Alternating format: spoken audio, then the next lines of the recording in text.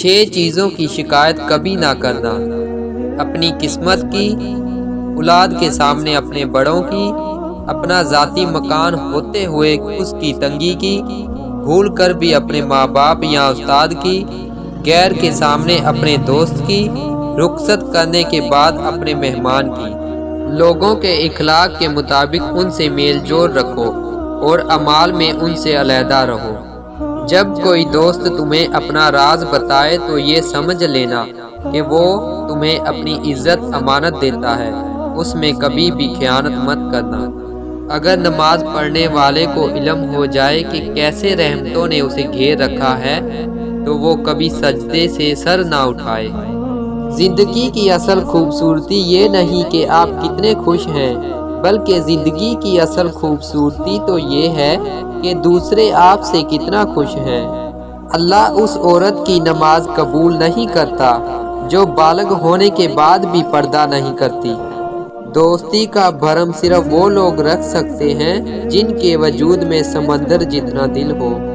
مومن کے لیے ہر وہ دن عید کا ہے جس دن وہ گناہ نہ کرے۔ لوگوں کو دعا کے لیے کہنے سے زیادہ بہتر ہے ایسے عمل کرو کہ لوگوں کے دل سے آپ کے لیے دعا نکلے۔ لفظوں میں کیا لکھوں اس رب کی تعریف میں، جو نہ مانگوں تو نواز دیتا ہے اور جو مانگ لوں تو بے حساب دیتا ہے۔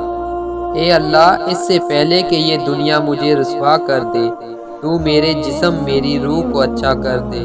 یہ حالت اپنی جو میں نے خود بنائی ہے، مگر جیسا تو چاہتا ہے اب مجھے ویسا کر دے۔ میرے ہر فیصلے میں تیری رضا ہو شامل، جو تیرا حکم ہو وہ میرا ارادہ کر دے۔ قسمت پہیے کے چکر کی ماند گھومتی ہے، جو کبھی اوپر جاتا ہے اور کبھی نیچے آتا ہے۔ تم بھی جب اوپر جاؤ تو نیچے والوں کا ہاتھ تھام لو، کیونکہ اگلے چکر میں تمہیں ان کی ضرورت پڑ جائے گی۔ جب رب راضی ہونے لگتا ہے تو بندے کو اپنے عیبوں کا پتہ چلنا شروع ہو جاتا ہے، اور یہی اس کی رحمت کی پہلی نشانی ہے۔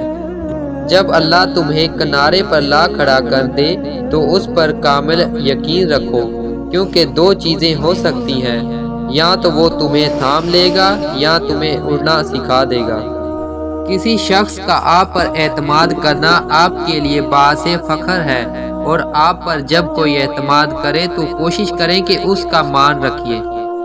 اگر ہارا ہوا انسان ہارنے کے بعد بھی مسکرا دے تو جیتنے والا اپنی جیت کی خوشی کھو دیتا ہے۔ سچ بول کر بے شک کسی کا دل توڑ دو، مگر جھوٹ بول کر کسی کو خوشی مت دو۔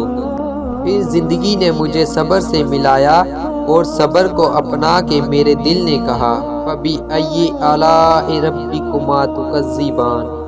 ایمان ایک درخت ہے، یقین اس کی جڑ ہے، تقویٰ اس کی شاخ ہے، حیا اس کا نور ہے، سخاوت اس کا پھل ہے۔ جو ظلم کے ذریعے عزت چاہتا ہے، اللہ اسے انصاف کے ذریعے ذلیل کرتا ہے۔ اگر تم اس وقت مسکراتے ہو جب تم پوری طرح ٹوٹ چکے ہو تو یقین جانو دنیا میں تمہیں کبھی کوئی نہیں توڑ سکتا۔